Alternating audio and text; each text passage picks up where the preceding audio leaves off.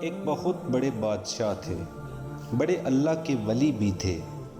ایک دفعہ وہ نماز پڑھنے مسجد تشریف لے کر گئے۔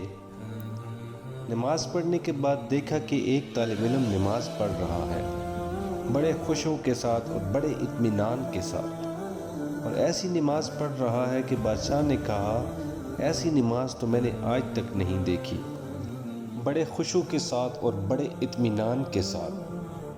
تو بادشاہ کا دل اندر سے کہنے لگا کہ یہ جو طالب علم نماز پڑھ رہا ہے یہ اتنا قابل ہے کہ میں اس کو اپنی بیٹی کا رشتہ دوں۔ جب وہ طالب علم نماز سے فارغ ہوا تو بادشاہ نے اپنا ایک وزیر بھیجا کہ اس کو میرے پاس لے کر آؤ۔ تو طالب علم وزیر کی بات سن کر ڈر گیا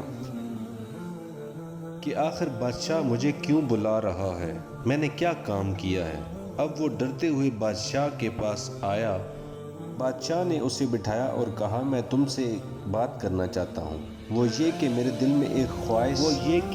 میں ایک خواہش گزری ہے کہ میں تمہیں اپنا داماد بنا لوں۔ تمہاری اگر شادی نہیں ہوئی اور شادی کرنا چاہتے ہو تو میری بیٹی سے کر لو۔ وہ یہ سن کر بہت پریشان ہو گیا، اس لیے کہ بادشاہ کی بیٹی سے شادی کر کے میں کیا کروں گا اور اس کے خرچے کیسے پورے کروں گا۔ اگر شادی سے انکار کرتا ہوں تو بادشاہ غصہ ہو جائے گا۔ وہ عجیب کشمکش میں پڑ گیا کہ ہاں کرتا ہوں تو تب بھی پھنستا ہوں اور نہ کرتا ہوں تو تب بھی پھنستا ہوں۔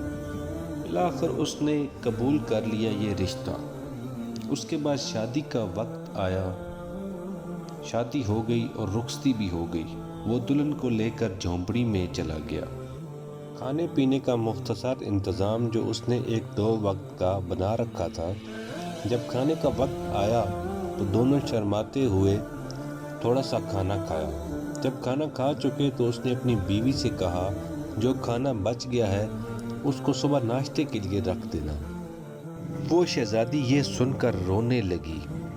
طالب علم بہت پریشان ہوا اور اس نے بار بار پوچھا کہ کیا بات ہے، لیکن وہ خاموش رہی۔ پھر یہ طالب علم کہنے لگا کہ میں نے تو پہلے ہی تمہارے والد سے کہا تھا کہ وہ میرے ساتھ خوش نہیں رہے گی، آپ کے والد نے بڑی غلطی کر دی۔ شہزادی نے جواب دیا کہ میں اس لیے نہیں رو رہی کہ میں اس جھونپڑی میں تمہارے ساتھ رہ رہی ہوں، میں تو اس لیے رو رہی ہوں کہ میرے والد نے مجھے بتایا تھا کہ آپ بڑے متقی اور پرہیزگار ہیں، لیکن میں نے یہاں آ کر آپ میں توکل نہیں دیکھا۔ آپ ابھی کہہ رہے ہیں کہ صبح کے لیے یہ کھانا رکھ دیتے ہیں، آپ کا یقین ہی نہیں ہے اللہ پر، میں تو اس وجہ سے رو رہی ہوں۔